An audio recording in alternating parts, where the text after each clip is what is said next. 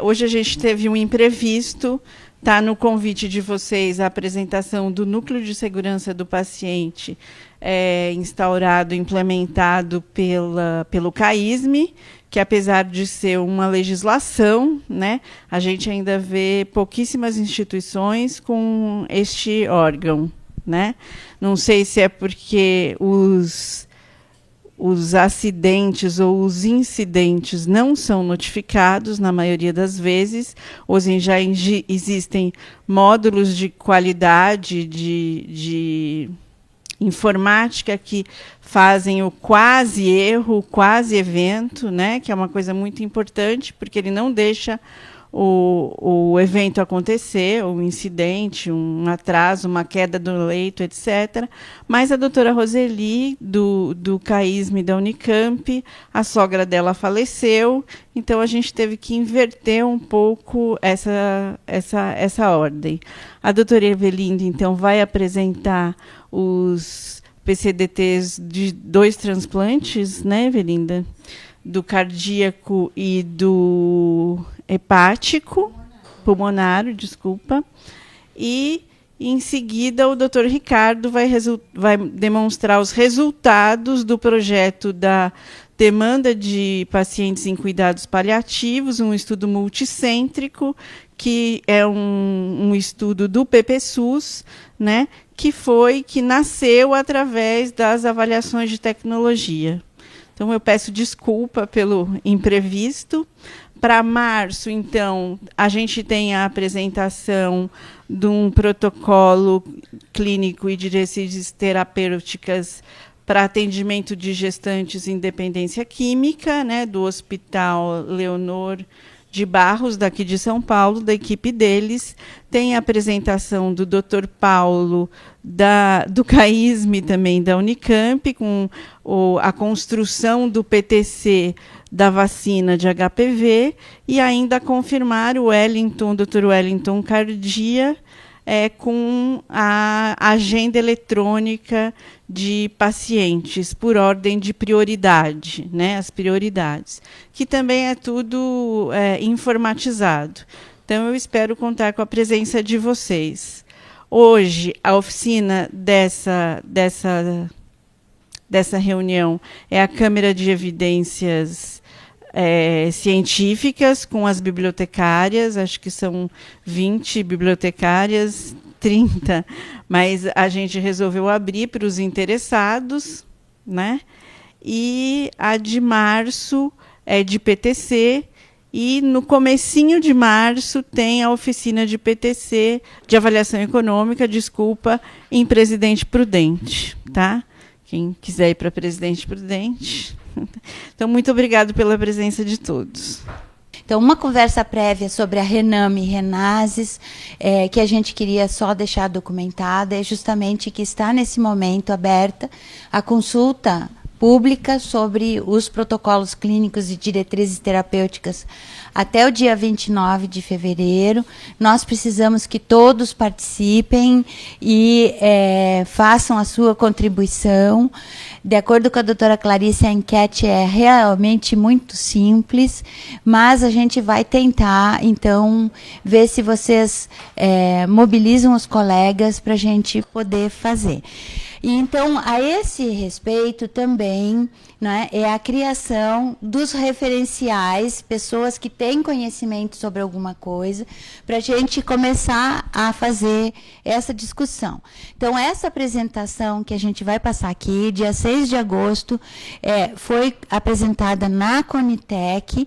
Ela sofreu depois uma consulta pública, que a gente vai mostrar um pouquinho a aparência, mas o importante para vocês é o seguinte: esta foi uma apresentação de resultado que teve análise de resultados no nosso meio. Nós entendemos que estas análises são muito importantes para a gente poder motivar a mudança das políticas de saúde, a incorporação de coisas novas e diminuição das coisas antigas ou modificação por substituição de uma maneira total. Então, os pareceres técnicos científicos, eles respondem a perguntas estruturadas. No caso deste protocolo, para fazer um parecer sobre imunossupressor, ele pediu duas perguntas, né, sobre a segurança e efetividade do tacrolimo, sirolimo e everolimo, que eram os novos imunossupressores que estavam sendo utilizados, e também perguntou qual seria a estimativa de impacto orçamentário, né, desta nova composição dos imunossupressores. Então, a partir disso, a gente fez uma revisão sobre os dados epidemiológicos e clínicos, né, e essa revisão foi com respeito à literatura inter e também nacional, se fez uma avaliação econômica e se fez, então, esse impacto orçamentário para poder responder. Tá? No Brasil, qual era a magnitude do problema em transplantes pulmonares? Não é muito grande, né? Foram feitos menos de 100 transplantes em cada ano, só que cada um precisou, então aqui a parte de óbitos, né, que quantos óbitos aconteceram por tipo de transplante, que pode ser unilateral, bilateral, mas também tem aí a linha das intercorrências pós-transplantes. Esses eventos clínicos são pagos pelo SUS com fixo, não, um valor fixo, é um atendimento clínico. E o que é que isso custou, então, para o Brasil inteiro, para a gente ter essa noção de onde está o que a gente já gasta, né, para a gente poder começar a pensar em qual seria o impacto orçamentário da incorporação desses medicamentos em cima do que a gente já gasta. Tá? Então, como que isso vai ser? Então, isso é feito com a tabela do DataSUS, é fácil de fazer por procedimento. Quem tiver necessidade, né, a gente pode trabalhar mais, a gente se coloca à disposição para isso. Isso aqui é uma publicação, então, do cenário internacional, o que está acontecendo, né, quais são as causas que levam ao transplante pulmonar, para a gente ver assim, ó, tem tudo isso aqui, ó, são 2.000 e tantos transplantes que foram feitos por doença pulmonar obstrutiva crônica. Como que isso se compara com o Brasil e qual é o que estão usando, então qual é o esquema imunossupressor que estão usando mundialmente. E a gente vê, então, que o tacrolimus está sendo usado em grande escala, enquanto que os outros é pouquinho, né? Existe ainda esquemas usando a ciclosporina, mas não chega nem a metade dos pacientes. Esse é o panorama de mudança internacional, então, e isso aí vem através dos anos sendo alimentado. Essa é a publicação de 2010 de Stelic, né? Mas então, a gente mostrou isso para dizer, olha, a gente não está inventando uma roda, isso já vem sendo utilizado internacionalmente, e os resultados que isso tem posto... só para um parênteses aqui. A gente colocou essa figura para dizer assim, olha, cada remédio vai ter... Não é pago pela tabela para o hospital 57.256. Tem alta complexidade, mas a gente não sabe quanto ele custa na realidade, né? Então, o parêntese que eu queria fazer é dizer assim, olha, esse remédio, o tacrolimo, ele vai competir com a ciclosporina, tá? Então, onde que está o meu...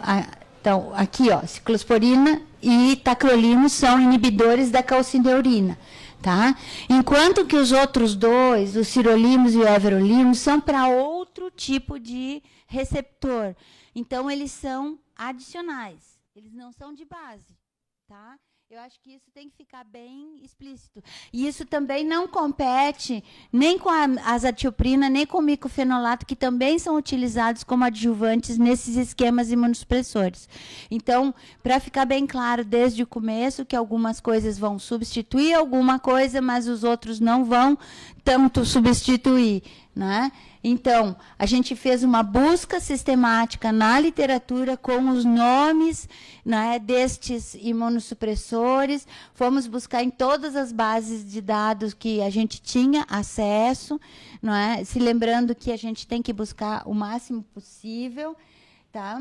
E o que a gente encontrou, então, no panorama, né, são, para o tacrolimo, 5 estudos, mas, na realidade, são 3 estudos randomizados completos. Tinha 2 publicações subjacentes do mesmo estudo.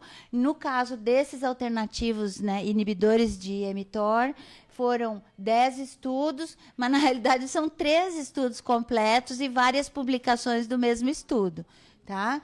Então, aqui a gente tem um pouquinho mais de 400 pacientes, aqui tem um pouquinho mais do que 400 pacientes documentados, são poucos pacientes. Se a gente pensar na possibilidade de que um evento raro é 1 para 1000, como é internacionalmente, a gente não chegou lá ainda nem a conhecer a segurança total, porque muitos mais estão sendo utilizados, como vocês viram naquele negócio do registro internacional, mas as pessoas não estão publicando seus resultados.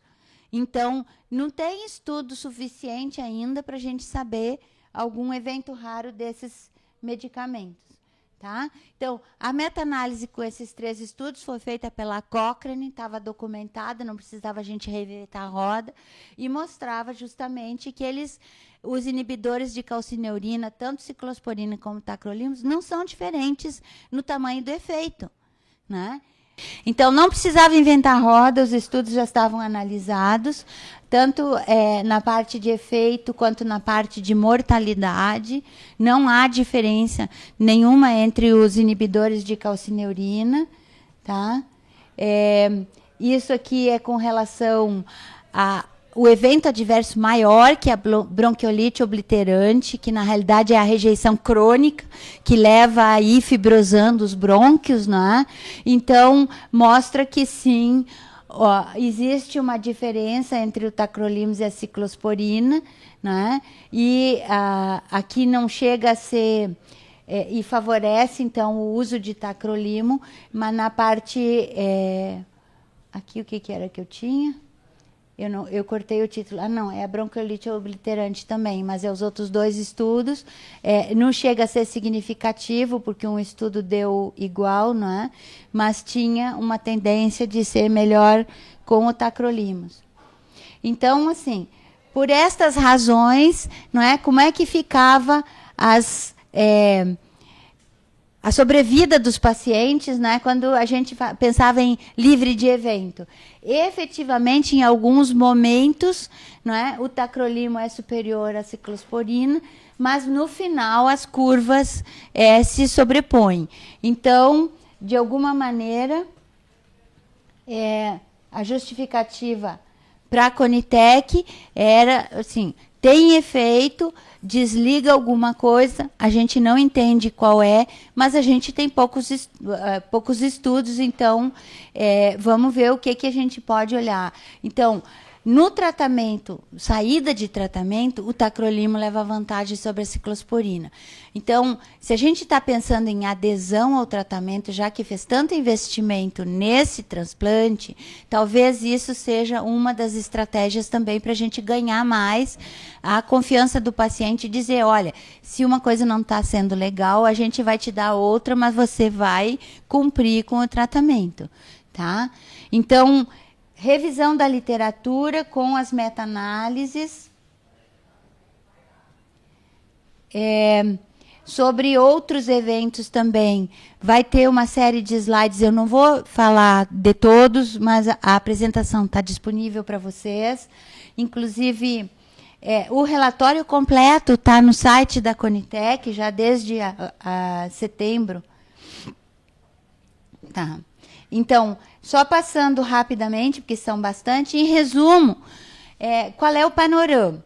Não é? A respeito de óbito, ciclosporina 0,24, né? A respeito de rejeição aguda, rejeição crônica e disfunção. Então, isso aqui já está incorporado. Agora, qual é a vantagem da gente usar esses outros? Então, é a diferença daqui menos aqui. Tá? Então, se eu somar tudo de estimativa de complicações, quase 2/3, não importa que esquema, né? Exceto quando entra com adicionados, né, o everolimo e o tacrolimo, que aí diminui pela metade. Mas, de qualquer maneira, assim, não é o esquema imunossupressor maravilhoso que vai resolver todos os nossos problemas, não é? A gente tem uma margem de ganho, não é? Numa população extremamente pequena, extremamente especializada, mas que tem que ser estudada a fundo, porque a gente não tem número de pacientes documentados suficiente, porque a gente sabe que ainda vai ter que desenvolver coisa nova, porque esses remédios não são a solução milagrosa, não resolveram os problemas. Então, a gente tem que ir adiante, porque a gente ainda não conseguiu um nível de evidência suficiente para dizer assim, olha, essa é uma estimativa confiável. Qualquer coisa que apareça no panorama vai mudar essas estimativas, porque a gente não tem número suficiente de pacientes ainda, tá? Para nenhum dos desfechos, tá? Então, fizemos um resumo dessas evidências para defender lá na Conitec, tá? Nós temos que evoluir, temos que trazer esses conhecimentos para dentro dos nossos grupos, tá? Os resultados da experiência do INCOR foram documentados para dizer como que aconteceu ao longo dos anos nesse momento, né? Isso aqui está submetido para publicação, então está disponível para vocês, daqui a pouco já vai sair também na grande mídia, tá? Nós tivemos uma série de casos, né, acompanhados ao longo do tempo, dos quais mais de 100 tiveram o uso de tacrolimo. O que a gente está mostrando para vocês é a seguinte, ó, é o tipo de imunossupressor final, porque nos itinerários diagnósticos e terapêuticos destes pacientes, houve o uso da ciclosporina como uma imunossupressor de base, e depois foi salteando. Pode ter virado para o tacrolimo, depois pode ter adicionado um desses everolimo ou sirolimo, e depois volta a usar a ciclosporina, vai e volta, essas coisas não são fixas. Para poder fazer uma análise simples, a gente botou pelo tipo de imunossupressor final, mas esta é apenas uma análise, não é? O que a gente está mostrando para vocês é assim, ó, de qualquer maneira, alguma utilidade tem, e fica claro, quando a gente olha, né? Ó, aqui está o representante dos... Se a gente fosse analisar por cada um isoladinho, ia ter muitos poucos. Só o que é confiável é esses aqui da ciclosporina, mas também passa a não ser tão confiável, porque são um pequeno número que só usaram ciclosporina do começo ao fim, permanecem na ciclosporina mesmo 10 anos após o transplante, né? Essa é uma informação homogênea, uniforme, mas pequena. Agora, os outros ficaram no vai e vem, ó. Ciclosporina, tacrolimo. Ciclosporina, tacrolimo, ciclosporina, everolimo. Aqui, ciclosporina, tacrolimo, everolimo. Aqui, tacrolimo, depois voltou para ciclosporina. Ó, e aí... Então... Só também não tem, né? Não tem. Ninguém usou como primeira linha. Então, a gente não sabe os efeitos disso tudo. O que a gente está mostrando para vocês é justamente isso, né? A gente ainda não tem um conhecimento suficiente, então todo mundo vai ter que documentar de maneira extensiva as suas casuísticas para a gente chegar a construir esse conhecimento.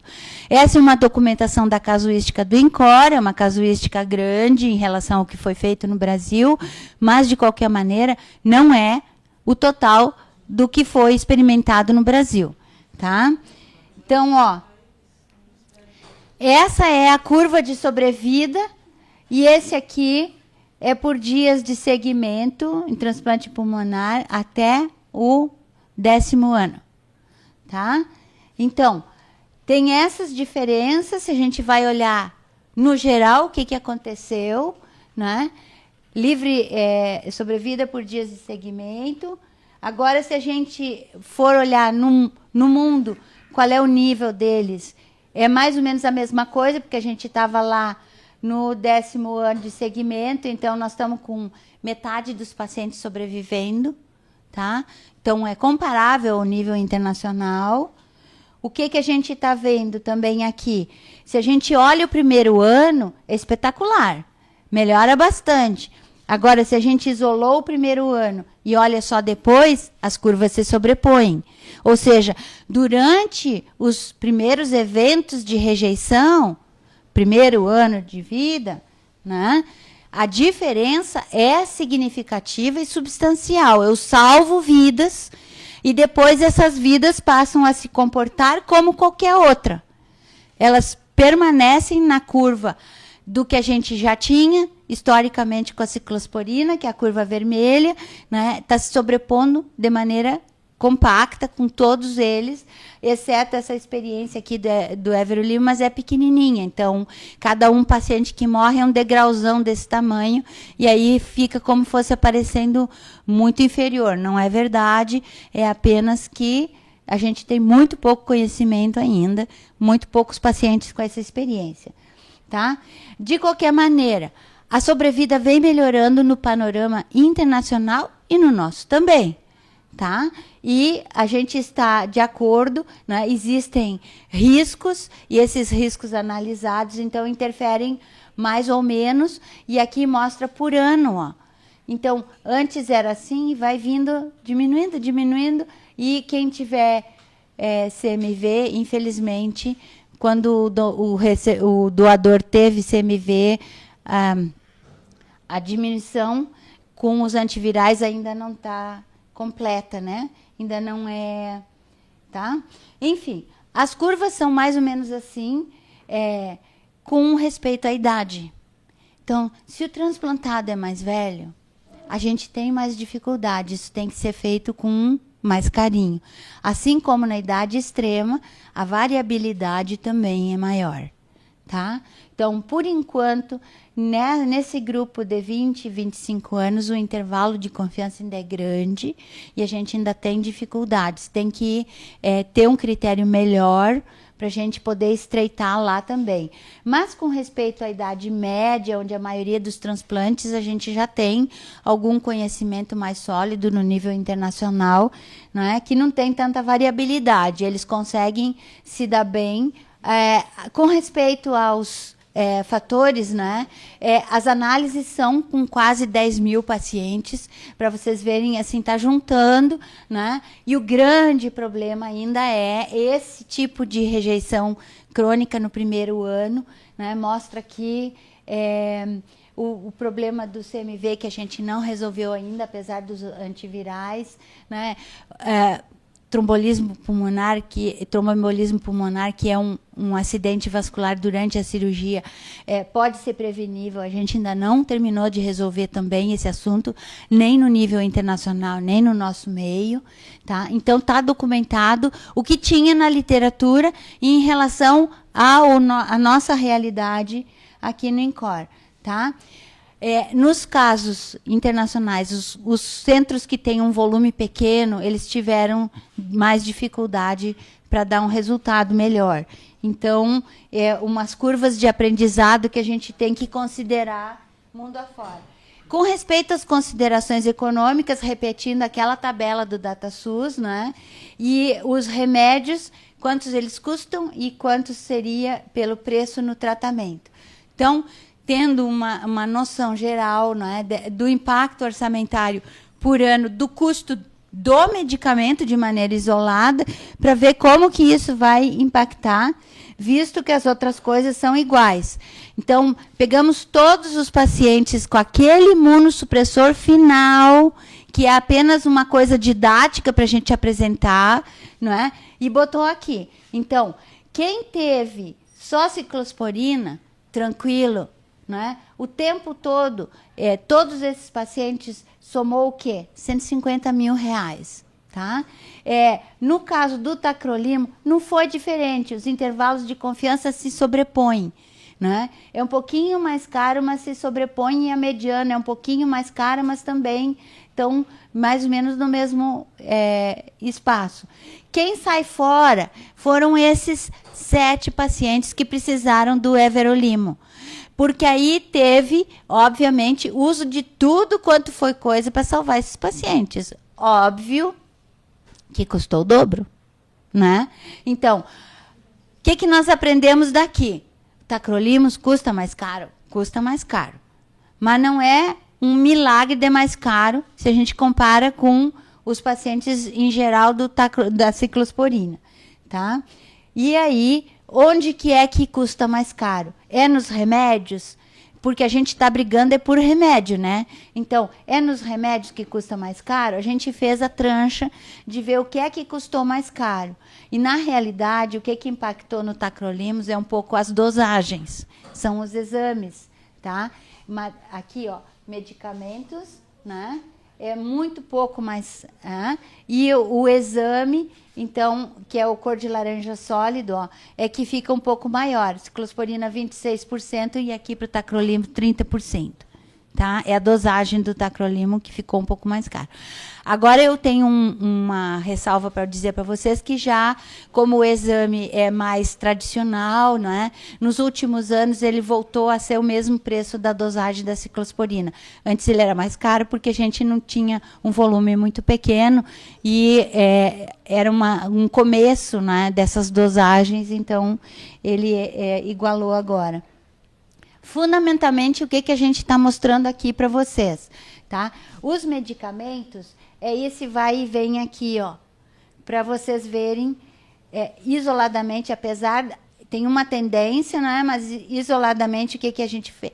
Que à medida que os anos vão passando, vai diminuindo esses custos, não aumenta. Então, a incorporação não teve um impacto de repente fazer picos, né, de coisa. Mas aumentou os exames. Tá? Então, aumentou os exames e diminuiu os medicamentos. Isso quer dizer o quê? Se eu preciso menos de medicamentos, e aí está incluído os antibióticos e outros remédios, então, óbvio que houve um impacto positivo ao longo do tempo. Tá? Então, analisando isso... Aqui com o número de pacientes, então, o que eu estou mostrando para vocês? A estrutura do gráfico, tá? Foi feito um gráfico desses por cada ano de segmento. O que é que acontece com esses pacientes em geral? Esse aqui é todos com todos os medicamentos para ver o que acontece em geral. Então, os custos estão aqui nessa parte e aqui essa barrinha é apenas... o número de pacientes que está sendo analisado em cada uma das barrinhas. Então, aqui no final, depois do 10º ano, eu tenho pouca gente. Aqui no INCOR. Tá? Então, eu só vou olhar para trás, onde eu tenho mais gente suficiente para mostrar essa análise. Tá? E o dinheiro que eles gastaram está aqui. Ó, tá? Então, vai estar refletido nessas caixinhas aqui, de acordo com os custos. Aí, aqui... quem está vivo, quem está morto, quando gastou, só para mostrar para vocês o seguinte, ó. Quando complica, aí é que dá o problema, tá? Não é só quem morreu que gastou mais, tá? Porque existem os óbitos que têm, evidentemente, um enorme custo, né? Mas também teve variações, né? Aqui são os sobreviventes, aqui de ciclosporina, everolimo e tacrolimo. E aqui os óbitos, tá? Óbvio que quem faleceu teve mais problema, mas também dá para ver ali, ó. No primeiro ano, aquela caixinha da ciclosporina é lá em cima. Por que ela é lá em cima? Porque teve mais problema. Então, depois do primeiro ano, a curva fica para baixo. Da mesma maneira, aqui, ó, a partir do primeiro ano, o tacrolimo dos sobreviventes é bem baixinho, ó, menos do que 10. Mas, em compensação, depois é igual a lá, ó. Tá? Então, é apenas um panorama para mostrar para vocês que dá para a gente analisar isso, essa casuística, a partir da experiência do dia a dia. Não tem nenhum mistério, dá para a gente levantar os custos e o uso uso de recursos a partir da nossa assistência do dia a dia. Não tem nada de mistério, são contas relativamente simples, de soma e multiplicação. Não é? A única coisa que a gente tem que se disciplinar é levantar esses custos a partir da assistência e documentar a casuística. Tá? Então, aqui, a partir dessas premissas então, que a gente criou com a experiência no INCOR, a gente fez um modelo. Este modelo, né, com a ajuda desse software aí, ele mostra, não é, o custo do que a gente gasta hoje e o que gastou, com quem foi convertido, não é, a esse novo imunossupressor. Tá? Então, essa também é uma estrutura relativamente fácil de fazer.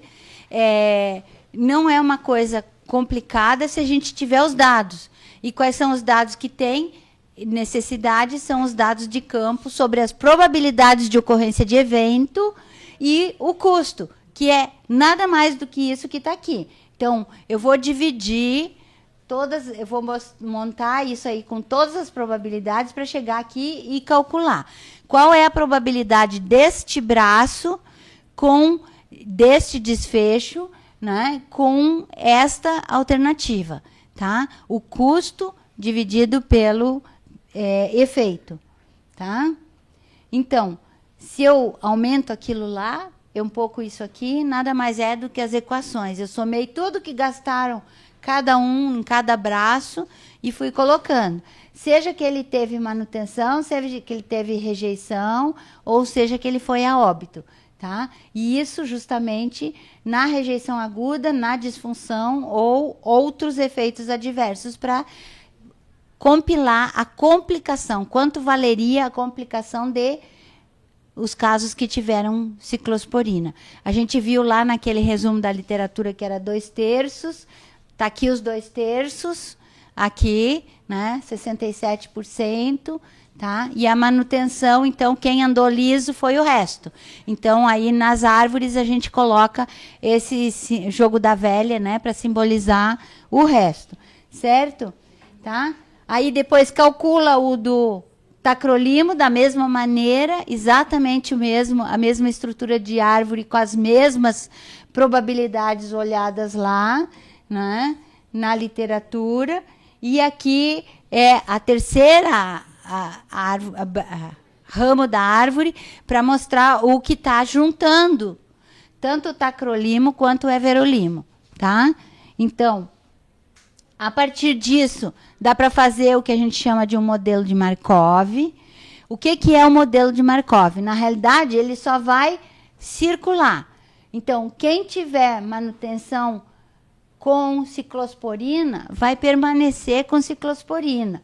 Agora, quem tiver complicação de insuficiência renal, provavelmente vai ter que entrar no everolimo e tacrolimo. Então, qual é o custo que vai ser atribuído aqui? É o custo que vai ser calculado nessa árvore. Então, na realidade, a única coisa que o modelo de Markov faz é recircular os pacientes a cada ciclo que foi destinado a ser um ciclo anual, e dessa maneira eu poder observar. Se eu tivesse 1.000 pacientes, como seria esse custo no total, né? O que vai acontecer com isso através dos anos? E aí a gente tem que rodar isso até que todas as pessoas vão estar no ramo que a gente chama óbito. Tá? Na realidade, ele fica separado no final para ir acumulando os pacientes que morreram e eles não voltarem a circular dentro do nosso coorte. Correto? Tá? Então, aí vai estar o pedacinho da ciclosporina, a mesma coisa vai ser feita para o tacrolimo e para o tacrolimo com everolimo. Tá? Mesma coisa, mesmo raciocínio, eu recirculo os pacientes para eles poderem, então, ou vai para aquele de óbito lá, ou fica com manutenção com uma ou outra terapia. Tá bom? Então, a partir disso aí, o que a gente fez? Em 50 anos, se a coorte estiver estável, ou seja, eu só analiso uma coorte que entrou para ver como é que ela vai se comportar ao longo do tempo, tá? Aos 48, 50 anos vai morrer todo mundo. Aliás, já tem bem pouquinho vivendo aqui, ó, nessa parte dos 20 anos em diante, tá? Depois, como que vai se comportar com um ou outro dos medicamentos? Então, tem tudo, tem que ver todas as causas, tá? Então, como que vai comportar? No médio e longo prazo, vai ser todo mundo igual, não tem diferença. Agora, nesse bolinho aqui, as corzinhas ficam diferentes, né? É o primeiro ano, ou os primeiros 2 anos, né? Se a gente olhar a probabilidade dele sobreviver nesse transplante, aí é aqui, ó, o máximo de ganho que a gente teve até agora, com os nossos pacientes que a gente fez, tá? Lembrando que a gente não tem toda a casuística, mas esta foi a nossa casuística no INCOR. Nós tivemos algum benefício para os pacientes, mais do que 20% dos pacientes estão sobrevivendo quase no 20º ano. A gente tem alguns pacientes hoje com 17 anos pós-transplante, tá? Então, o modelo pode ser validado pela própria experiência do INCOR, tá? Mas aqui ele está rodando com os 1.000 pacientes hipotéticos que teriam tido a experiência igual que a do INCOR, tá bom? Tá? Então, esse tipo de análise que a gente apresentou na Conitec, né? E se custassem as mesmas coisas, então, menos do que os 150 mil lá, em média, para os pacientes, e o custo vai aumentando, óbvio, à medida que vai passando o tempo, porque quanto mais gente morre, mais custa. E esse que é o grande problema. A gente viu as caixinhas grandes dos custos dos óbitos lá na nossa coisa. Então, se a gente comparar os custos e efeitos, dividir aquelas 2 curvas que a gente acabou de ver, onde que vai estar o custo do programa, tá? Eu botei esses remédios novos e aí o que aconteceu? Com 300 pacientes, eu teria um custo de aproximadamente 4,6 milhões de reais para transplantar e manter 300 pacientes com as suas diversas complicações, e isso, aquilo, aquele outro, do jeito que está hoje, e seria não dominante no sentido de não adianta eu botar os novos, porque não vai mudar muito. Então, como tem um benefício, digamos assim, negativo, eles se equivaleram os custos tanto do novo, né, quanto do segmento pós-transplante. E aí, o que isso significa como dinheiro a mais que o SUS vai ter que pagar para esses novos remédios? De novo, aquela tabela do DataSUS e o preço dos tratamentos por mês, para a gente fazer o impacto orçamentário, tá? A gente foi buscar o que é que o SUS ressarciu para o INCOR, para poder ver o que aconteceu com eles. Então, ciclosporina, o everolimo, o tacrolimo, tá? O SUS ressarciu mais para esses pacientes aí, teve mais pacientes, tá? São 1.739 AHs faturadas que a gente está analisando, com ciclosporina, everolimo, e aqui está os meses de segmento disso aí. Se vocês olharem os ressarcimentos, então, não tem uma diferença muito acentuada, exceto os que tiveram verdinho, que é os complicados da vida, né? Os complicados, aqueles que foram colocados justamente nisso, porque estavam complicando, né? É um resgate, portanto, tá documentado aí. Da mesma maneira, só uma regressão para a gente ver como é que isso tem um padrão, né? O que a gente viu é que a linha tracejada vermelha é o tacrolimo, a ciclosporina é essa preta contínua, então isso aqui é o que a gente já tem no SUS, e esse que entrou. No começo foi bem mais caro, mas depois, à medida que foi passando, eles usaram menos dias de permanência. Então, eles eram muito complicados e passaram a ser menos complicados. Então, isso aqui é dias de permanência, eles ficavam menos hospitalizados de acordo com coisa. Então, fazendo a conta disso aí, quanto é que é por cada um deles, por tipo de complicação, volta lá naquele modelo, refaz todas as contas, né? Aí transforma essas contas em um braço, que é, resumindo, fazendo as contas de cada braço, vai resumindo, a gente chama isso folding back, né, em análise econômica, e dá para a gente saber o que é que vai custar para o segmento de cada um deles. E aí, Óbvio que o tacrolimo mais o everolimo é o mais caro, até porque ele pegou gente muito mais complicada, mas esse aqui também é mais caro que aquele lá. 50% mais caro.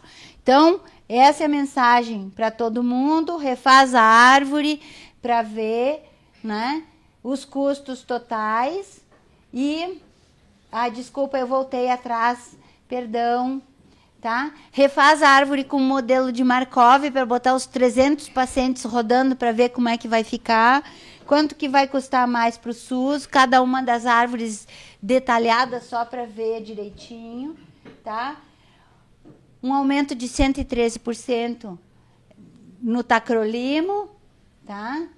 E nesse aqui deu o quê? Eu não botei aqui o resumo, mas aqui deu aqui, ó.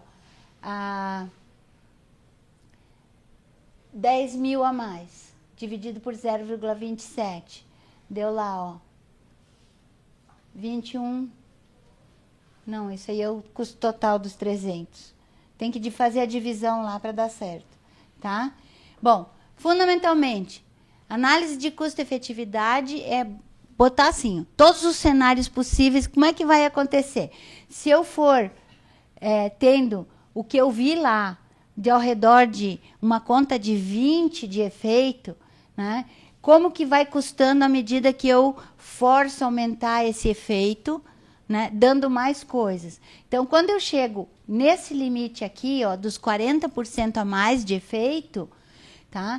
Eu tenho um ótimo investimento de 1.200.000 a mais no programa de transplante pulmonar, né? Mas depois não adianta mais, ó, não vai. Eu posso aumentando os investimentos, não vai adiantar, não vai ganhar mais efeito.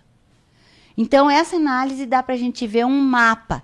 A gente começou aqui com o zero, né? Não estava usando nada e depois foi aumentando o uso das coisas e óbvio que mostra que no segmento pós-transplante, se a gente usar até a metade dos pacientes, nós vamos gastar no máximo 1.600.000 a mais, tá? Para o programa.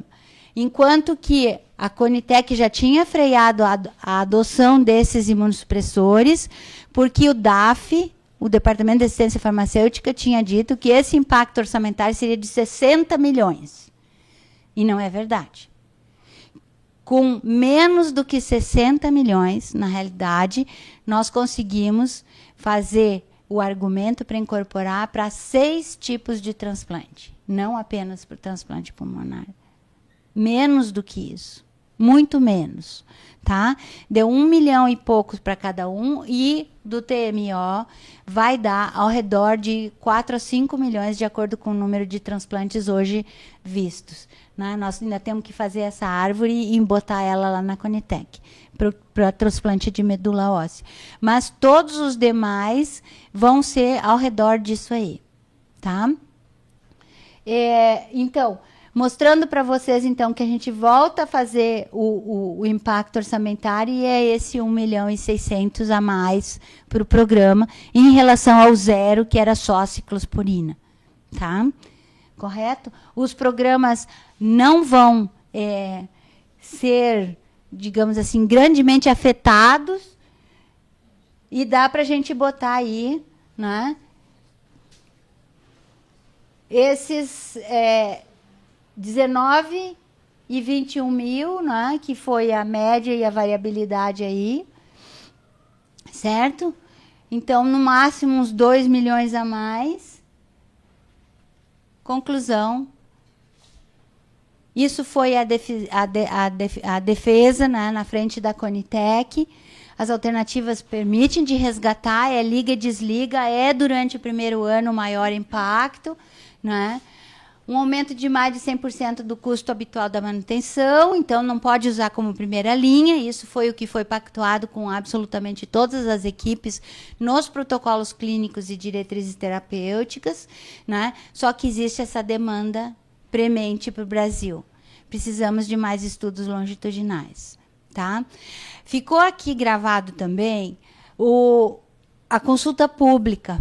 Então, está disponível para quem quiser aqui nesse computador, na parte de cima, e quem vai estar integrado também a outra apresentação no vídeo, para ficar registrado. Então, esse foi um projeto, o FAPESP entrou na linha PPSUS 2013, foi um projeto multicêntrico, que contou com a participação de 6 centros, o HC da Faculdade de Medicina USP, o Instituto do Câncer, a Faculdade de Medicina de Marília, Botucatu, o Hospital do Tatuapé em São Paulo, o Hospital de São José do Rio Preto, em que se procurou fazer um levantamento epidemiológico do que seria uma demanda de paciente em cuidado paliativo no estado de São Paulo. Porque, na verdade, quando se fala em cuidado paliativo, muitas pessoas entendem isso como algo que está relacionado ao fim da vida das pessoas. E o que a gente vai tentar mostrar aqui, e esse levantamento tentou dizer que pode e deve ser diferente, é que isso foi uma coisa que foi pensada maior. O grande mote para tudo isso, vou passar bem rápido porque isso não é exatamente o resultado, é a questão da medicalização e hospitalização do atendimento à saúde, que a partir da segunda metade do século XX, com todo o avanço tecnológico, passou a contar com um monte de coisas que melhoraram a qualidade de vida, melhoraram o tempo de vida das pessoas, pôde trazer inúmeros benefícios. Eu estava falando de imunossupressor, transplante agora há pouco, quer dizer, tudo isso é benefício incontestável, mas que aumentou, isso também é natural, os custos com a saúde.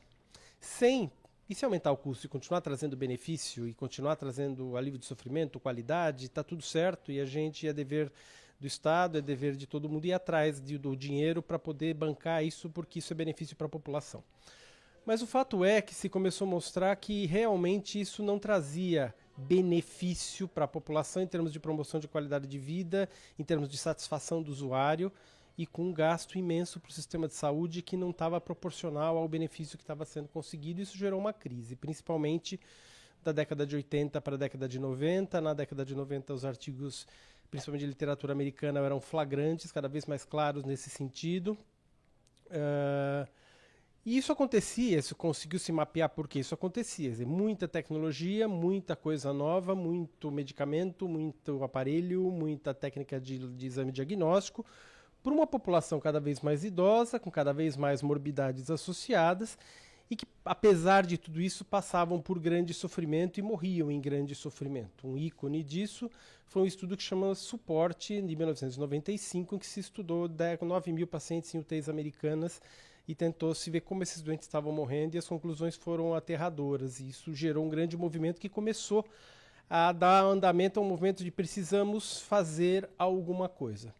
E dentre as propostas de fazer alguma coisa que surgiu naquela época, foi a proposta de se começar a pensar novamente numa prática que já vinha sendo desenvolvida principalmente na Europa, a partir do final da década de 60, através do trabalho de médicos, de investigadores de equipes multiprofissionais, principalmente da doutora Cicely Saunders, que se chamava cuidado paliativo, e que era uma prática que poderia trazer, de alguma forma, um benefício para essas pessoas, principalmente para aquelas em que a tecnologia e todo esse aparato não podia trazer benefício tanto em termos de melhora do tempo, como melhora da qualidade de vida. E se começou a levantar as possibilidades de que isso pudesse ser uma saída. Tem autores que dizem que isto é uma saída possível para a crise do sistema de saúde do final do século XX. Tá?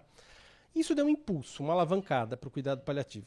No mundo, na Europa, nos Estados Unidos, isso já estava mais, principalmente na Europa. A partir do começo desse século, nos Estados Unidos, isso passa a ser reconhecido como uma especialidade médica, começam programas de formação. Aqui, no início do século XXI, os grupos, as pessoas, os poucos que estavam relacionados a essa prática de cuidado paliativo começam a se congregar em associações.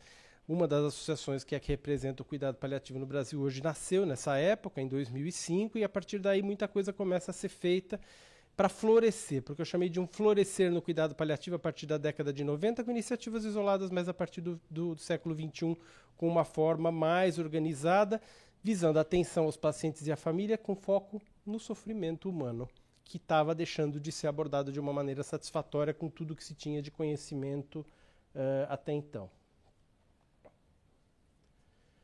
Muito bom. No Brasil, focando aqui para nós, Isso tem tudo a ver, essa atenção que é maior, que olha para o paciente como um todo, com a atenção e as definições do Sistema Único de Saúde, uma atenção integral, integrada. E como de dado estatístico, tem mais ou menos 1 milhão de mortes no Brasil por ano, mais ou menos 2/3 por doenças crônicas e ou degenerativas. Ou seja, doenças passíveis de se beneficiarem de algum tipo de paliação em algum momento ou em todos os momentos, como eu vou falar. Mais flagrante do que isso, 2 estudos recentes, da mesma publicação, 2010 e 2015. Em 2010, dá conta do Brasil como 38º entre 40 países, como uma das piores assistências que se prestam ao fim da vida no mundo. Esse estudo foi repetido em 2015, agregando outros países, na verdade agregou países piores que a gente, provavelmente, porque a gente deixou de ser 38 e 40 para ser 42 em 80. Nós não mudamos muito do 38 para o 42, mas bastou todo mundo que estava ruim. Uganda está na nossa frente. Então isso, e muito relacionado a critérios de organização da assistência, porque algumas dessas coisas davam conta da não existência ou da incipiência de ações em cuidados paliativos, quando já a partir do início do século, ou seja, 10 anos antes desta data, já se tem relato de serviços organizados de cuidado paliativo e assistência, mas de uma maneira pontual, de uma maneira pouco integrada, de uma maneira que nem todo mundo conhece, e isso sim pontuou a gente para baixo. O que adianta eu ter uma coisa bacana aqui, que ninguém conhece, que ninguém sabe, que ninguém tem acesso? Muito bem. A partir daí, quer dizer, nesse começo de século, com a fundação da Academia Nacional de Cuidado Paliativo, com a definição de critérios de qualidade assistencial por essa entidade, um processo de regulação da prática até 2010, que culminou com a Resolução 1805, que foi o primeiro documento do Conselho Federal de Medicina, que começou a criar elementos para embasar de uma forma clara essa prática no país, a questão das diretivas avançadas de vontade, que veio em 2012, e o reconhecimento disso como uma área de atuação do médico, e já no primeiro momento também do terapeuta ocupacional, porque essa classe correu atrás desta qualificação, desse reconhecimento. O cuidado paliativo, a medicina paliativa, passa a ser considerada uma área de atuação e por isso há uma exigência de que se haja formação, capacitação específica de profissionais. Então, em 2013, passam a existir os programas de residência médica e em 2014 as residências multiprofissionais na área. Então, começam a aparecer os programas pelo Brasil. Residência médica, se não me engano, hoje são 11 programas no país e residência multiprofissional são 2 programas. Nós aqui no HC temos uma residência médica e uma residência multiprofissional, funcionando já a partir de 2014. E nós precisamos disso? As estatísticas, usando o modelo britânico pela Academia Nacional de Cuidado Paliativo, dão conta que a gente precisaria no Brasil de mais ou menos 10 mil leitos especializados em cuidado paliativo e cerca de 1.000 equipes funcionando pelo país. Nós temos no máximo 10% disso hoje, no máximo. A realidade é que o sistema de saúde ignora essa prática, principalmente o SUS. Não há uma forma, um reconhecimento de que isso exista, de que como isso deve ser inserido na política de saúde voltada para o SUS, como ressarcir, como indicar e tudo isso. Então, existe uma real necessidade na rede que é desconhecida, até porque não se tem critérios para dizer quem merece cuidado paliativo e em que nível isso deve ser aplicado. A questão da identificação da terminalidade da vida ainda é duvidosa para muitos, apesar de já existirem conceitos claros a esse respeito com relação a câncer, insuficiência cardíaca e outros vários diagnósticos. Mas a gente acredita que mais importante do que reconhecer a questão da terminalidade da vida é na linha do que a Organização Mundial de Saúde recomenda, que é tratar de aplicar e de compreender o cuidado paliativo como um processo que vai ao longo de toda a linha do adoecimento, no processo de adoecimento no tempo. E esta foi a proposta desse estudo, tentar identificar ou classificar os doentes ao longo do tempo da sua evolução de doença para entender que tipo de cuidado paliativo essas pessoas precisam. A pergunta deixa de ser se a pessoa tem indicação de cuidado paliativo, mas qual o cuidado paliativo é que ele precisa. Porque como filosofia de assistência, no mínimo, se a gente quisesse bem amplo, todos que são portadores de uma doença crônica avançada, potencialmente fatal, em algum momento que pode demorar muito, ou que coloque a vida em ameaça em algum momento que pode demorar muito, já são candidatos para uma atenção em cuidado paliativo. Vou tentar me explicar melhor. Essa é uma curva que a Organização Mundial de Saúde define para explicar como é que o cuidado paliativo entra nessa história. Ali é o início da evolução da doença e essa é a linha do tempo. Quando se inicia a evolução da doença, quando se faz um diagnóstico de uma doença no princípio, tudo que a gente aprende como medicina, como assistência à saúde, dá conta desse doente, sempre deu. É o que a gente chama de tratamento modificador da doença. O indivíduo que tem insuficiência cardíaca toma diurético, toma beta-bloqueador, toma inibidor de enzima de conversão. O indivíduo que tem câncer vai para a quimioterapia, uma, segunda, terceira linha de quimioterapia. Existem recursos, mas uma boa prática assistencial indica que mesmo que para esse indivíduo é importante que se estabeleçam alguns domínios de atuação e de cuidado que não estão 100% contemplados por aqui ou que se perderam com o tempo, com a questão da tecnologia. Falo da relação médico-paciente fortalecida, falo do trabalho multiprofissional que funciona de verdade, falo do estabelecimento de vínculo, falo do planejamento de assistência e cuidado ao longo de um processo que vai ser longo. Mais ou menos longo, mas vai ser longo.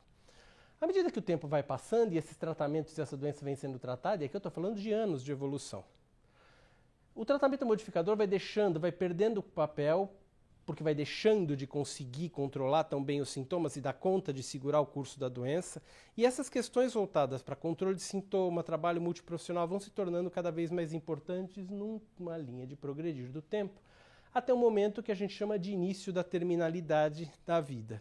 Início da terminalidade da vida não significa vai morrer semana que vem ou amanhã. Significa, esta doença não tem mais nada que possa modificar o seu curso. Para o câncer, isso é mais ou menos poucos meses antes da morte. Para uma demência de Alzheimer, por exemplo, isso pode ser muitos anos antes da morte. Para uma insuficiência cardíaca, para um DPOC, para uma insuficiência renal crônica, para um hepatopata grave, isso pode ser 1 ou 2 anos, ou até um pouco mais antes da morte. Então, pensar no cuidado paliativo aqui é um reducionismo, porque pensar no cuidado paliativo em toda a linha do cuidado faz com que a gente consiga chegar aqui sem as enormes distorções que acontecem hoje quando se indica cuidado paliativo para alguém que está próximo da morte, que jamais teve contato com o seu processo de doença, com um trabalho multiprofissional bem equilibrado, bem elaborado e várias outras coisas. Então o objetivo desse estudo foi tentar equacionar em que pé está a população de pacientes internados no estado de São Paulo, nesses centros, dentro dessa linha do tempo. Então, estimular a necessidade de assistência em cuidados paliativos e seu potencial impacto econômico operacional no Estado. A gente vai tentar estimar como foi isso. Objetivos específicos, classificar os pacientes em perfis de acordo com a fase da evolução da doença, numa população que foi estudada verticalmente. Vou explicar como. Mais objetivos específicos. Então, isso aqui, como a gente falou já, classificar o paciente em perfil, modelar o cenário da demanda de cuidado paliativo de acordo com as necessidades desses pacientes. Então, para cada extrato, eu vou tentar dizer o que é preciso. E, de forma paralela, numa análise retrospectiva que foi feita, caracterizar a população que eu estudei no estado de São Paulo com o objetivo de entender se os 6 centros que foram estudados são representativos ou podem ser considerados representativos de uma população do estado. Porque eu posso ter pego 6 enormes centros universitários, quaternários, que não espelham o que tem na Santa Casa da cidade de Santa Maria do não sei quanto, e assim por diante. Então, eu preciso entender se a minha população é representativa. Como isso foi feito? 3 fases de estudo. Numa primeira fase, que a gente chama de retrospectiva, elas não aconteceram necessariamente nesta sequência temporal, mas eu as coloco assim para que a gente possa entender como a coisa aconteceu. A fase retrospectiva foi a partir de uma análise de banco de dados das internações de 2013 dos 6 centros que participaram do estudo. Falei, por favor, vão até a informática, vão até o serviço de arquivo do hospital, tentem levantar todas as internações que aconteceram no ano de 2013, porque nós vamos classificar por CID quem, de uma maneira grosseira, por CID, teria indicação de ter uma assistência em cuidado paliativo. Quem? Pacientes portadores de doenças crônicas qualquer. Câncer avançado, insuficiências de órgão, coração, pulmão, rim, etc. Doenças neuropatas crônicos, sequelados, pacientes com demência. Isso era uma coisa. Uma outra coisa foi a fase ativa, propriamente dita, do estudo. Se criou um instrumento especificamente desenvolvido para tentar colocar esses doentes na curva, E esse instrumento já tinha passado por um estudo piloto dentro do Instituto Central do Hospital das Clínicas, com 500 pacientes, e que mostrou um resultado extremamente promissor e satisfatório dentro de conseguir classificá-los. Na verdade, esse estudo foi a reprodução por uma população bem maior do que a gente fez no micro-universo do Instituto Central do Hospital das Clínicas. Depois de aplicado esse questionário, é um questionário de aplicação rápida, são 4 perguntas de sim ou não, que o médico responde e identifica, e através desse perfil de resposta, 1 sim, 2 não, 3 sim, 2 não, ou as combinações possíveis, eu identifico se o doente está no começo daquela curva, no meio daquela curva, perto do fim ou no finalzão da curva. E depois o que eu fiz? Esses doentes foram, depois de 1 ano, se fez contato com essas famílias, com os doentes, e se perguntou, esse paciente está vivo ou está morto? E eu conseguia fazer um pareamento entre o que o meu questionário previu e o que aconteceu de fato 1 ano depois. O primeiro perfil, que a gente chamou de 1, é para o paciente que está aqui no começo. Aquele para os quais as intervenções paliativas são principalmente na área psicossocial, estabelecimento de vínculo, alinhamento de comunicação, medidas não farmacológicas, aquilo que eu já falei para vocês. Tem doente que vai estar aqui. Foi qualquer doente internado. Se esse doente teve um diagnóstico de um inchaço na perna e cansaço, se internou e fizeram um diagnóstico ontem de insuficiência cardíaca, que começaram hoje a dar remédio, esse doente está aqui. Ele precisa de cuidado paliativo, falar do fim da vida, falar da morte? Não, está longe, não é nada disso. Mas precisa começar a estabelecer a comunicação, o planejamento e o vínculo multiprofissional. O doente considerado como doença em progressão ou avançada é uma doente para a qual o cuidado paliativo, olha aqui a proporção do vermelhinho claro para o vermelho escuro. Já tem bastante de necessidade de cuidado paliativo aqui, principalmente voltada para o auxílio de controle de sintoma, que o tratamento da doença já não dá conta perfeitamente, planejamento do cuidado e a hora de começar a discutir diretivas avançadas de vontade, ou seja, o que o senhor entende ou espera que seja razoável de valor para o senhor quando chegar no final da vida, porque isto acontecerá. Sua doença é uma doença que pode levar a isso. Inclusive essa conversa que nunca acontece com os pacientes e com as famílias. Então este é o momento em que a doença está avançada, não necessariamente na terminalidade. A terceira fase, a fase da terminalidade, que eu chamei de perfil 3 e 4, 3 eram os doentes que tinham indicação para transplante. Porque ainda que eu tenha uma insuficiência cardíaca terminal, eu posso mudar completamente o rumo dessa doença se eu transplantar esse indivíduo. Se eu tiver um câncer em terminalidade com metástase que não responde a nenhum tipo de quimioterapia, esse doente vai morrer do câncer em uma expectativa de tempo curta de poucos meses. É um doente completamente diferente. Então, isso foi o que diferenciou 3 e 4, apesar de eles estarem no mesmo time na evolução. E saber que aqui, nesse momento, as intervenções clínicas são críticas para determinar o fim, melhor ou pior, desse doente. É aqui que os doentes morrem de colonoscopia. Você vai fazer indicar uma colonoscopia para um velhinho frágil e o indivíduo morre no procedimento. Então é aqui que se tem que ter um planejamento apropriado para essas pequenas possibilidades de intervenção clínica modificadora de doença, que na verdade às vezes mata o doente. Ou prolonga demais a sua internação e faz com que ele morra depois de 6 meses numa UTI em grande sofrimento. 6 meses, 2 meses, 1 mês, enfim. E a fase final é o que a gente chama de fase final da vida. São as últimas 2 semanas de vida, 3 semanas de vida, último mês de vida, porque a morte se estabelece como um processo, não um momento. E é esse o conceito que também as pessoas frequentemente não têm. Muito bem. Por que é importante? Por que a gente considera importante poder categorizar o indivíduo nessas diferentes fases? Porque eu posso, a partir daí, comparar modelo, discutir variabilidades regionais, as incertezas, estimar o número de leitos e serviços de cuidado paliativo que eu preciso na rede pública. Se eu tenho muito doente lá do começo da curva, eu preciso de uma estrutura que, na verdade, é dar ensinamento de cuidado paliativo para o cardiologista, para o pneumologista, para o oncologista. Eu não preciso criar um serviço de cuidado paliativo se eu tenho só doente na esquerda da curva. Mas se eu tenho doente para a direita, eu preciso de estruturas cada vez mais especializadas em cuidado paliativo, que vão depender do profissional especificamente formado para isso. Posso realizar inferência com relação ao impacto econômico e de resolutividade desses atendimentos. Para vocês terem uma ideia, só grosseiramente, isso é uma proposta para um novo PPSUS, aqui no HC, a gente chegou à conclusão por um cálculo econômico em termos de custo de diária de internação, que a diária de internação no STHC custava R$1.000 por dia por paciente, mais cara que uma internação num leito de cuidado paliativo. Só falando do custo leito, sem procedimentos, que provavelmente a gente deixará de fazer a maioria deles dos invasivos. R$ 1.000 por paciente por dia.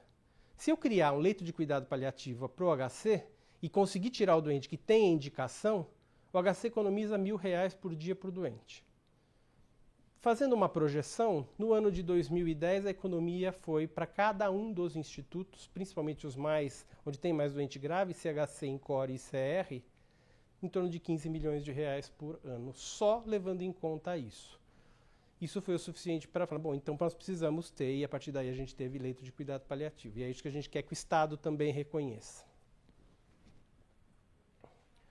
O que a gente apresentou como resultados bem rapidamente? Essa é uma tabela das várias. O trabalho ficou imenso, tem 100 páginas de relatório, tem 80 tabelas, nem me lembro quanto, dá para fazer um monte de trabalho a partir daqui.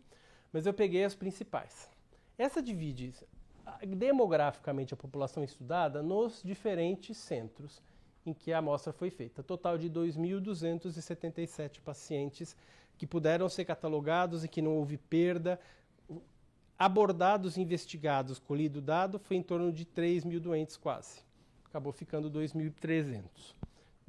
Esses pacientes, esses centros, são bastante semelhantes com relação ao seu perfil de idade, sexo, tipo de paciente clínico cirúrgico e quantos por cento dos doentes estavam em enfermaria, PS e UTI. Nesse sentido, eles foram semelhantes, semelhantes entre si, mas diferentes. Por exemplo, a diferença entre clínico e cirúrgico existia significativamente, entre masculino e feminino deu, mas as características foram semelhantes. Porém, quando a gente avalizou os diagnósticos nesses diferentes centros, todas as linhas mostraram que câncer foi diferente, insuficiência cardíaca foi diferente, DPOC foi diferente, insuficiência renal crônica foi diferente, insuficiência hepática, demência, síndrome de fragilidade do idoso, falência de múltiplos órgãos, HIV, AIDS. O que eu quero dizer com isso? Os 6 centros eram tão diferentes em termos de leque de diagnósticos que eles podem representar o estado de São Paulo como um todo dentro do que eu considero uma amostra que seja passível de estudar e de dar um resultado para o estado e não especificamente para esses 6 centros.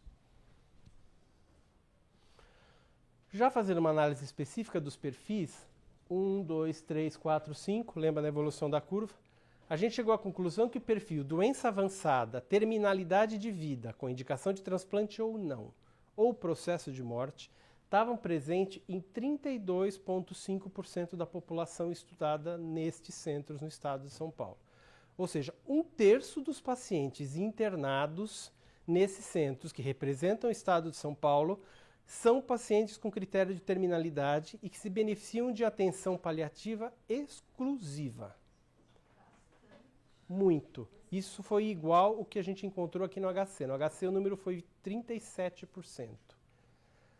Nesses centros todos juntos, 32,5%. Em fase final de vida, aquele que o médico disse, eu acho que o doente não sai do hospital, vai morrer aqui. E a gente confirmou depois de um ano que de fato eles morreram naquela internação. 19,5%. 19,5% das pessoas que estavam internadas naquele período no hospital eram pacientes que já tinha claro que iam morrer naquela internação e não recebiam nenhum tipo de assistência de cuidado paliativo, porque os serviços não tinham, porque os serviços não estavam organizados, porque o doente não foi reconhecido, enfim. A assistência que era devida e apropriada não existia. Toda essa análise ela foi feita para cada centro em separado. Esses são os dados compactados globais. A amostra do ICESP, por acaso, é a menor delas. Ela tem 10% de toda a amostra. São doentes realmente muito graves, com uma taxa de mortalidade de fato alta e com uma indicação de cuidado paliativo também alta, porém nem sempre reconhecida. Mas isso que você está dizendo tem todo o sentido. O que eu quero dizer é que o N relativo ao ICESP é pouco representativo como amostra total, se analisar separadamente.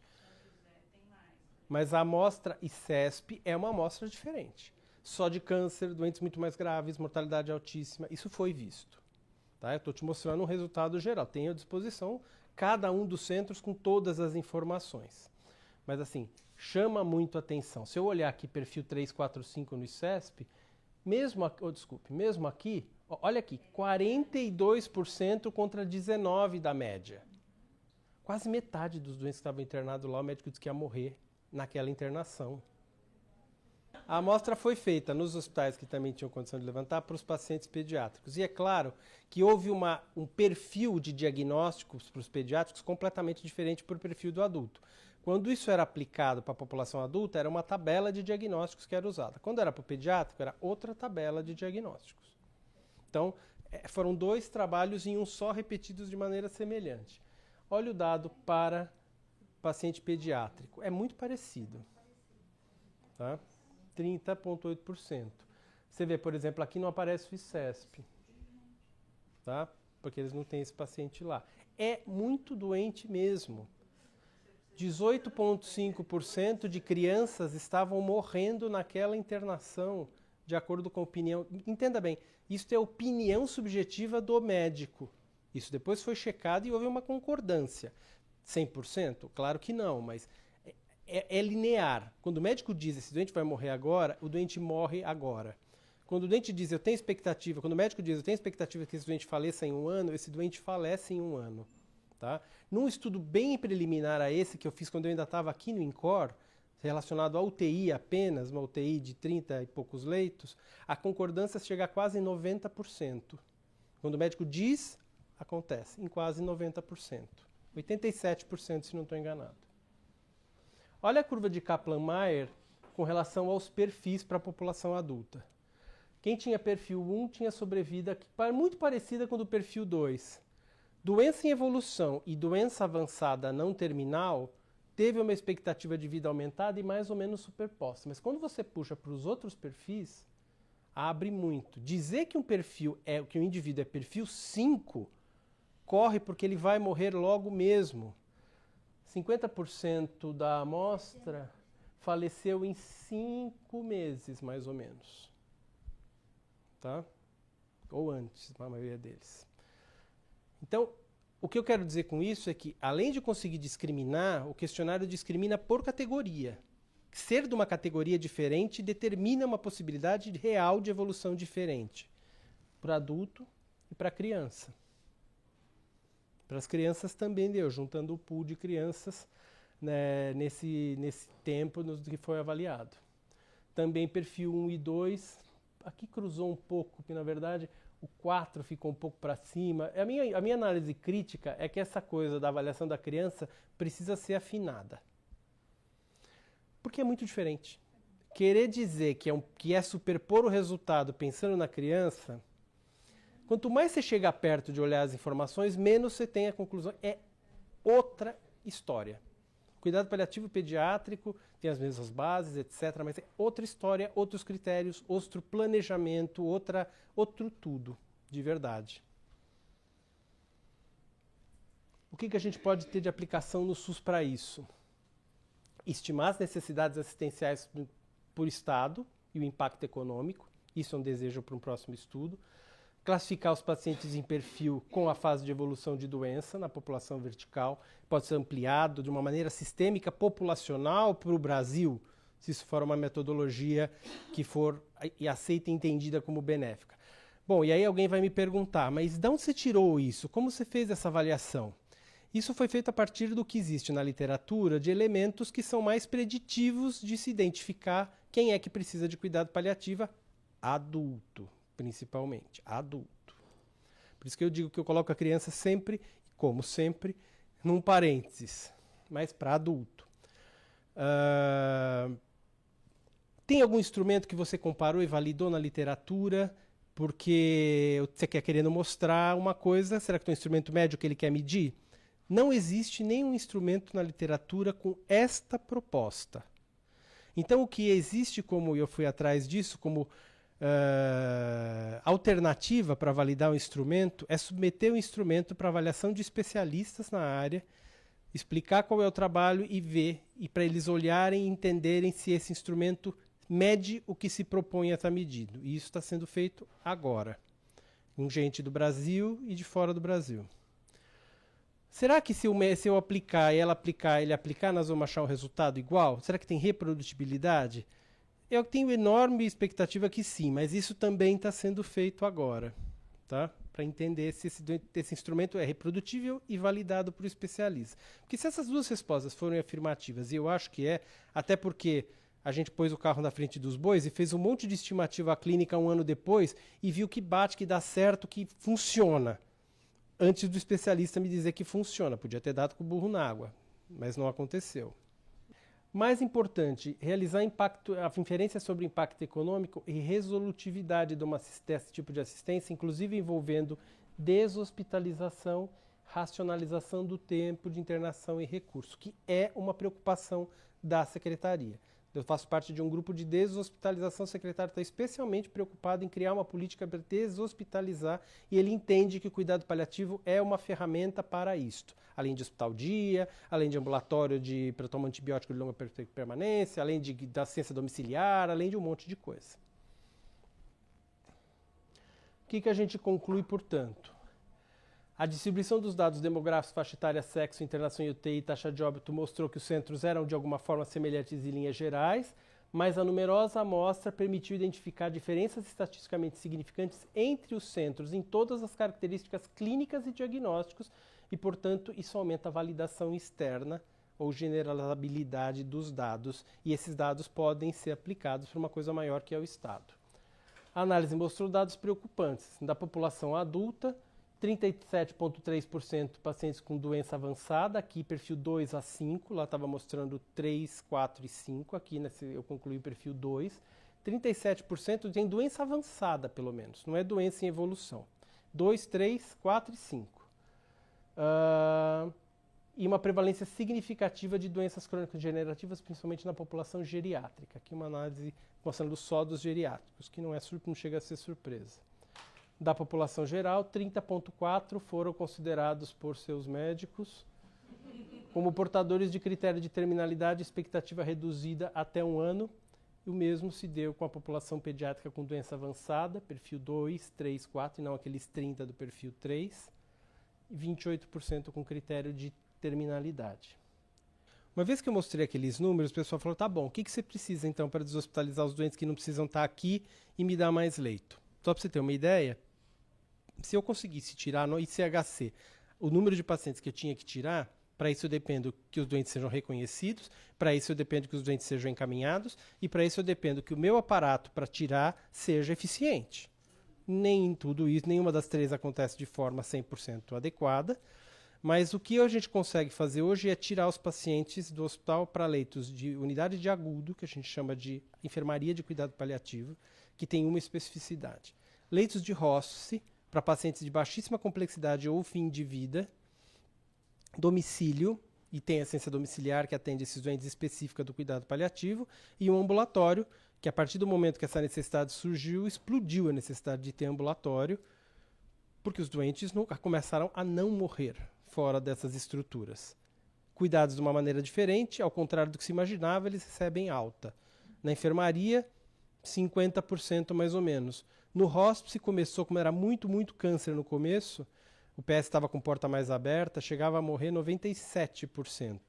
Hoje em dia, com o PS, que os doentes oncológicos praticamente não chegam, é mais doente com falência de órgão, neuropata, a mortalidade no hospice caiu para 70%, ou seja, 30% eu dou alta do hospice e volta para o ambulatório.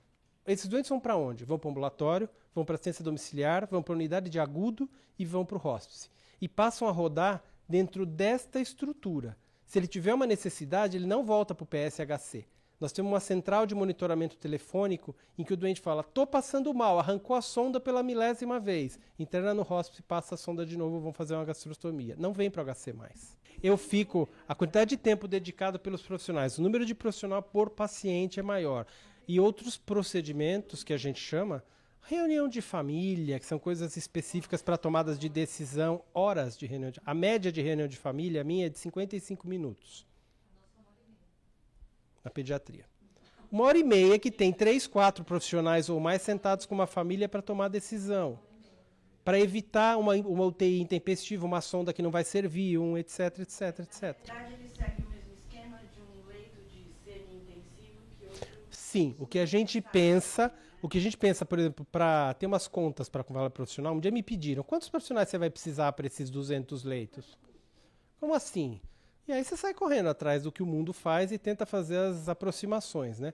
Mas para a enfermagem, tem uma coisa um pouquinho mais clara com relação a essa coisa da a comparação é com a semi-intensiva. É com a necessidade de enfermagem de uma semi-intensiva. Que seria em torno de 9 horas. Por hora que eles identificam. A sensação que eu tenho é que esse sistema ele só funciona se ele estiver todo equipado, porque o agudo ele vai para algum outro lugar, ou ele retorna para a casa dele, ou ele vai para o hospice, mas não adianta a gente pensar nuclearmente, a gente tem que pensar como sistema. Então, mas aí, Vete, isso exige uma inteligência. Uma inteligência que norteie essa história. A tal central telefônica que eu tenho, o doente tem acesso, e a gente tem acesso a eles. Eu aumentei a dose de opioide no ambulatório, sei lá se ele não vai ficar sonolento, se não foi demais, se ele vai parar de tomar. Escuta, você está tomando? Deu muito sono? Né, deu um pouco. Lembra que eu falei que vai dar um pouquinho de sono nos primeiros dias? Não para. Você liga 3 dias depois, tô melhor. Ou, ela chumbou, não acorda mais, traz. Mas traz para a enfermaria. Por apps, né? Aplicativos, né? Só, assim, na parte de pediatria, acho que a gente tem que sentar isso à parte, no caso agora, chamou muito a atenção a diferença de Botucatu para os outros.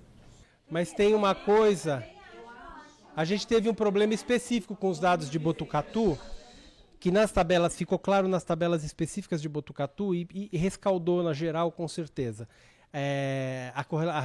O número de pacientes internados em UTI, eles tiveram uma análise que ficou uma coisa esquisita.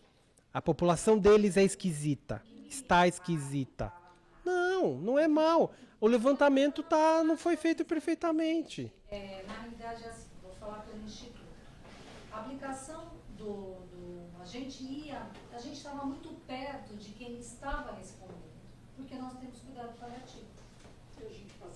Então você, de certa forma, você fala assim, olha, você responde esse questionário para mim, é importante para isso.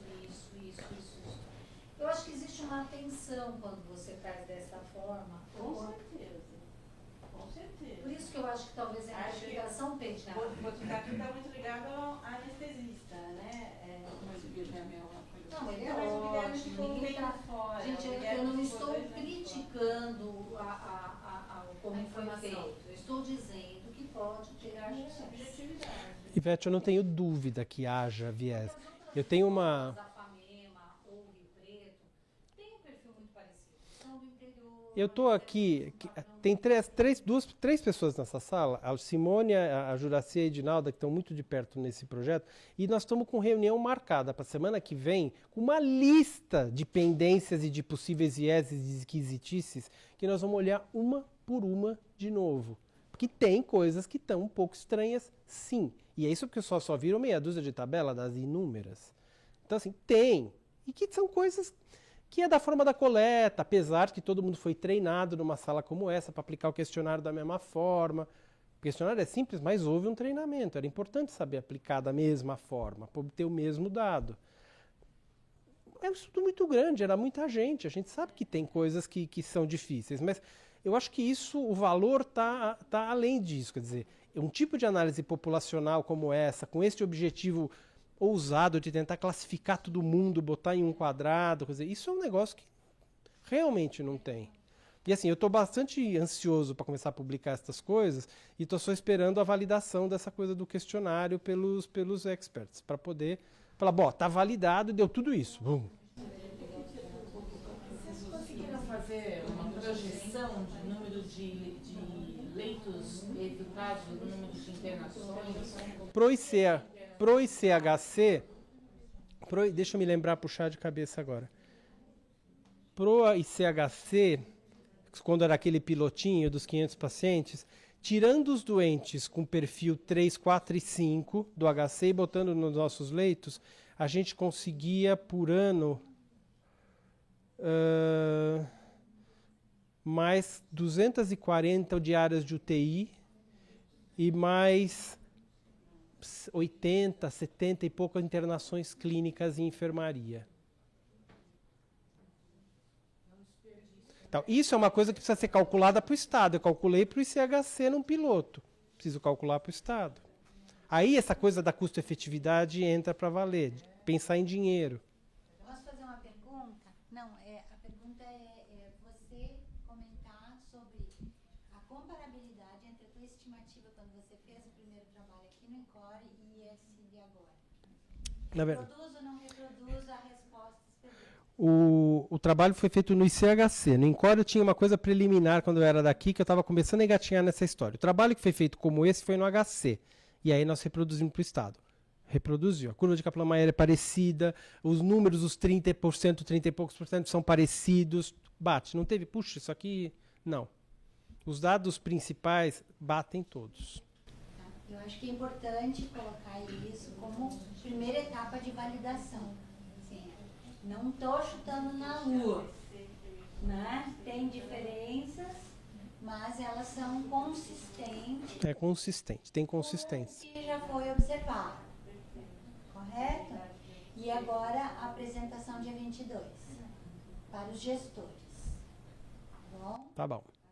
A título deste trabalho, que o Hospital do Tatuapé participou, o estudo foi feito para ser aplicado em não especialistas. É o médico, qualquer médico, que vai responder perguntas simples de sim ou não. A primeira pergunta, se você lembrar, você participou. O teu doente tem algum desses diagnósticos? Dá uma lista. Ele olha, tem esse, tá bom, obrigado. Se não tem... Não interfere se você pega, por exemplo, em esses hospitais todos têm residentes. Um R1 começando. Isso. O que a gente acredita, como isso depende muito do tirocínio clínico, e a gente tem no questionário, isso não foi analisado ainda. A gente cortou médicos com menos de 5 anos e mais de 5 anos de formado nas respostas. Tá? Porque é uma coisa do tirocínio clínico. Mas ainda assim, porque tem perguntas que são especificamente. Você estranharia se o doente morresse em 1 ano? Essa é uma das perguntas. Se o cara não tem experiência, ele pode dar uma resposta que simplesmente não concorde com nenhum outro professores dele, se forem perguntados da mesma maneira. Quer dizer, então... Agora, o questionário é feito para gente que não é especialista. Agora, para trabalhar com cuidado paliativo, no Hospital da Complexidade, que é o Tatuapé, vai precisar ter capacitação especializada da equipe, sim, para trabalhar. Digamos, não, o Estado resolveu que vamos fazer isso, isso, aquilo, e o Tatuapé vai ter este aparato. Para o Tatuapé cabe ter uma unidade de agudo de cuidado paliativo dentro do Tatuapé, porque vai comunicar com o hospice que é no bairro do lado, enfim. Vocês vão precisar ter uma capacitação específica para trabalhar numa unidade de agudo, quando isto for... Mas para agora, para responder o questionário e fazer a pergunta, para a pesquisa, não. E aí você está montando assim, tipo, para uma estrutura que possa capacitar o pessoal? Capacitação hoje é o negócio do momento, assim, a pergunta do momento. No Brasil existem as residências médica e multiprofissional, os cursos de capacitação, são poucos, mas já existem, cursos na modalidade aperfeiçoamento, que são 180 horas presenciais, e especialização, 360 horas presenciais, ligados a um centro universitário, com reconhecimento do MEC, etc, etc. E as pessoas, tendo isso ou não, elas podem fazer uma prova na AMB de especialista. Para isso ele vai ter que ter um currículo que pontue e vai ter que passar numa prova específica de medicina paliativa, para ser considerado um especialista pela AMB. Quer dizer, uma coisa não exclui a outra. Fazer o título da AMB não exclui que você faça um curso. Fazer um curso não te dá o título da AMB. Fazer a residência não te dá o título da AMB, mas é quase lá, porque tem um peso enorme a residência. Tá? Estou falando para médico especificamente. Então, iniciativas de capacitação no país tem cada vez mais. Tá? Algumas maiores, outras menores, mas já é possível. Na cidade de São Paulo, principalmente.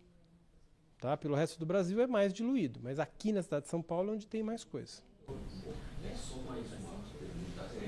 É que assim, se for planejado assim, montar tipo, como se fosse sessão intensiva e como é cuidado paliativo, é importante a participação dos familiares.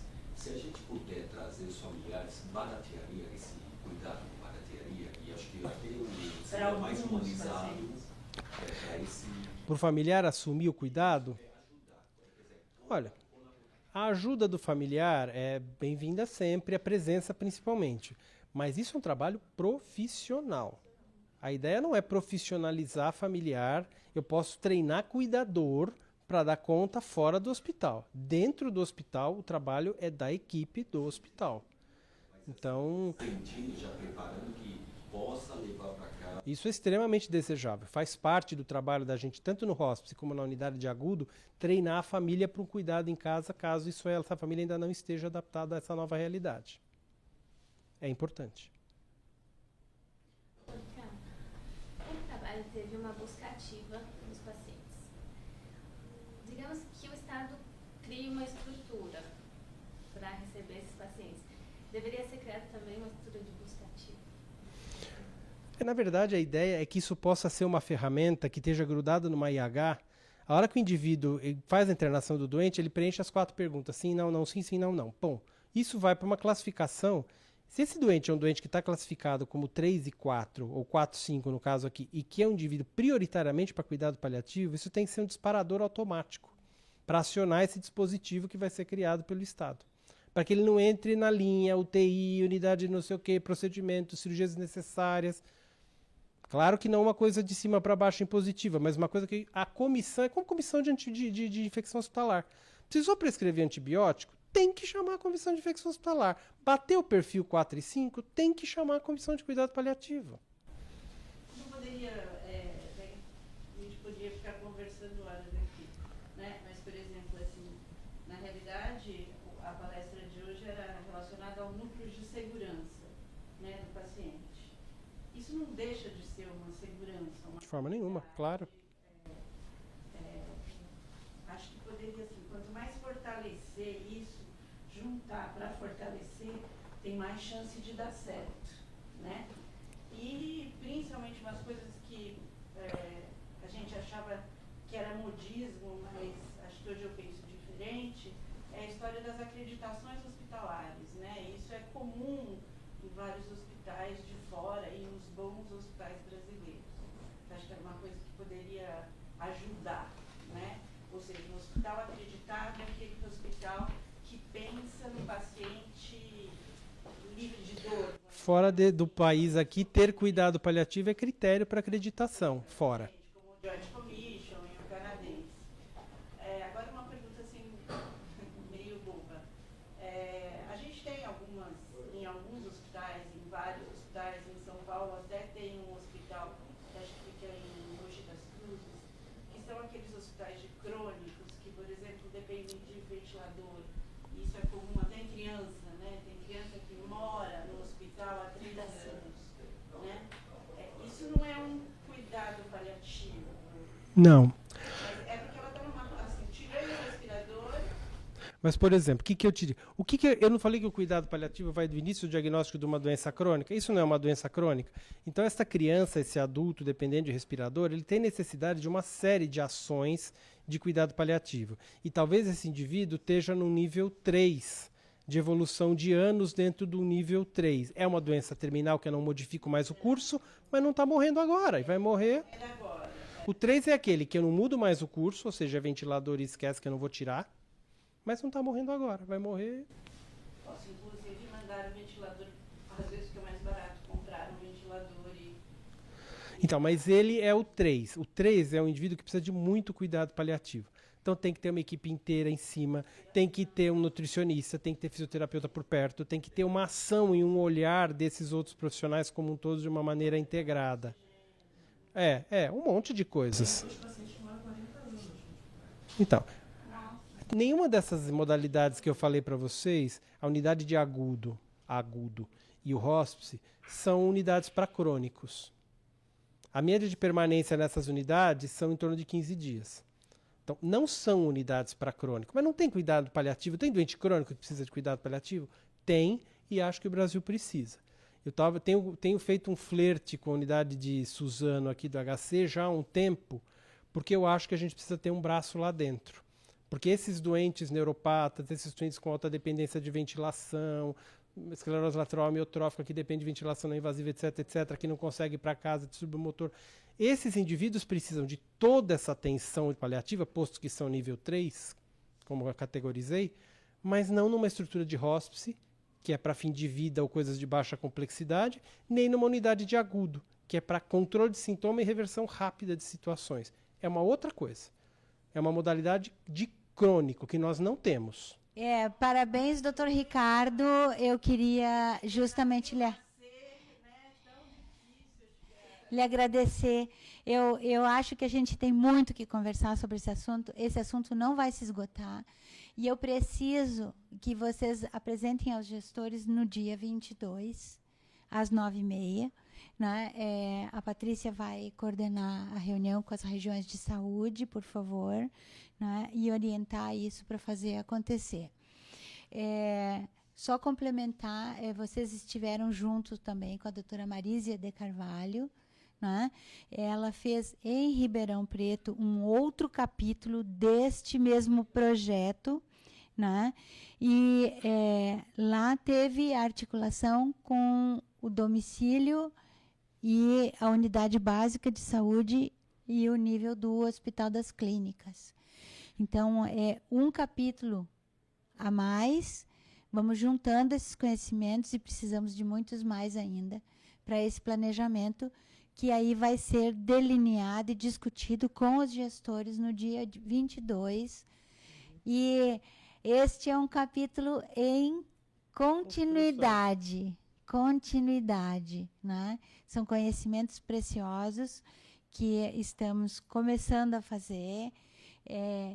Um desenvolvimento inicial da disciplina no país, mas a construção da política do Estado de São Paulo pode fazer exemplo para os demais. Então, por favor, alerta, sentinela, Tá bom, luz vermelha.